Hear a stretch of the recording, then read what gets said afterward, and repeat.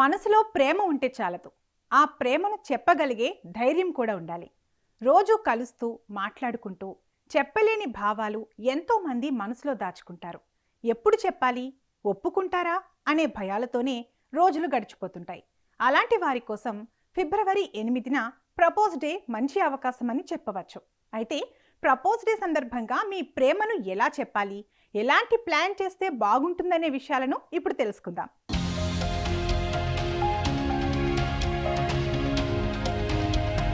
ఫిబ్రవరి నెల అంటే ప్రేమికులకు పండగ నెల అనే చెప్పాలి. ఈ నెలంతా ప్రేమ వాతావరణం కనిపిస్తుంది. ముఖ్యంగా ఫిబ్రవరి 2వ వారం ప్రేమికుల వారోత్సవంగా మారుతుంది. 7వ తేదీ రోజ్ డే నుంచి మొదలై 8న ప్రపోజ్ డే, 9న చాక్లెట్ డే, 10న టెడ్డీ డే, 11న ప్రామిస్ డే, 12న హగ్ డే, 13న కిస్ డే, చివరిగా 14న వాలంటైన్స్ డే. ఇలా 7 రోజులు ప్రేమకు అంకితమవుతాయి.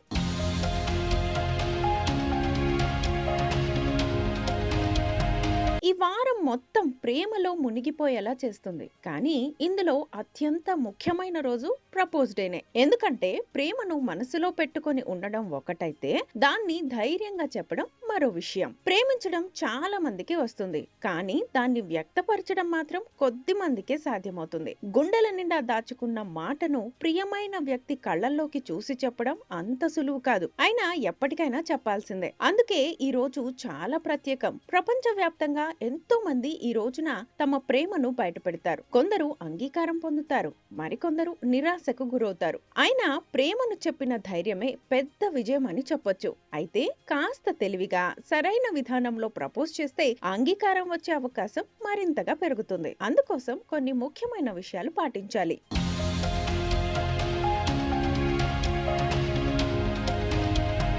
చాలా మంది ఐ లవ్ యూ అని డైరెక్ట్ గా చెప్పేస్తారు. కొందరికి ఇది నచ్చొచ్చు, కానీ మరికొందరికి ఇది చాలా సాధారణంగా అనిపిస్తుంది. అందుకే కాస్త భిన్నంగా చెప్పడం మంచిది.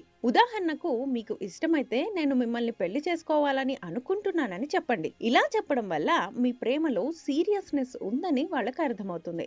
ఈ రోజుల్లో చాలా ప్రేమలు మధ్యలోనే ఆగిపోతున్నాయి, కానీ పెళ్లి ప్రస్తావన తీసుకురావడం వల్ల ఒక నమ్మకం ఏర్పడుతుంది.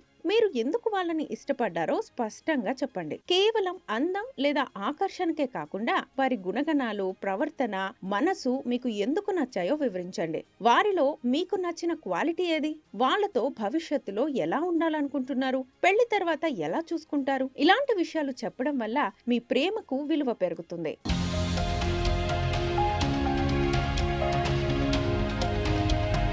చాలా మంది గిఫ్ట్స్ లేకుండా ప్రపోజ్ చెయ్యలేమని అనుకుంటారు. కానీ ప్రేమకు ధర ఉండదు. ఒక గులాబీ పువ్వు, చిన్న చాక్లెట్ లేదా మీ చేతితో రాసిన చిన్న లెటర్ కూడా సరిపోతుంది. మీరు నిజంగా ప్రేమిస్తే మీరు ఎలా చెప్పినా వాళ్ళు అర్థం చేసుకుంటారు. వారికి కావాల్సింది గిఫ్ట్స్ కాదు, మీ మనసు. ప్రపోజ్ చేయడానికి సరైన ప్రదేశం కూడా చాలా ముఖ్యం. ప్రశాంతంగా మాట్లాడుకునే చోటు ఉండాలి. డిన్నర్ కు పిలవడం ఒక మంచి ఐడియా. మంచి వాతావరణం ఉన్న రెస్టారెంట్ లో మీరిద్దరూ మొదటిసారి కలిసిన ప్రదేశంలో చెప్పొచ్చు. ఇలాంటి సెంటిమెంట్ ఉన్న ప్లేసులు హృదయాన్ని తాకే అవకాశం ఉంది.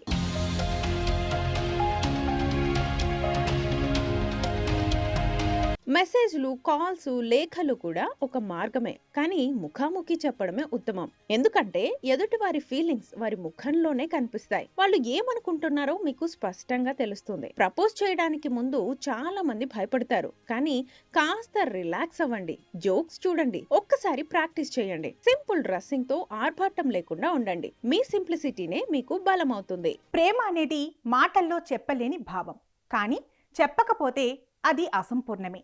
ఈ ప్రపోజ్ డేకు మీ మనసులోని మాటను బయట పెట్టండి. అంగీకారం వచ్చినా రాకపోయినా మీరు చేసిన ధైర్యమే మీ గెలుపు. మరి ఇంకెందుకు ఆలస్యం? ఈ ఫిబ్రవరి 8న మీ ప్రేమను చెప్పేయండి మరి.